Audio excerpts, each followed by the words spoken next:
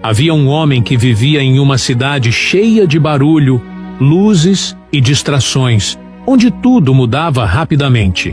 Cansado dessa agitação, ele encontrou um jardineiro que cuidava de uma pequena árvore e aprendeu que sua firmeza não vinha do ambiente ao redor, mas da profundidade de suas raízes.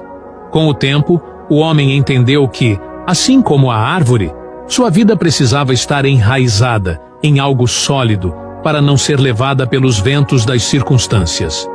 Vivemos dias semelhantes, cheios de vozes que disputam nossa atenção e enfraquecem a fé.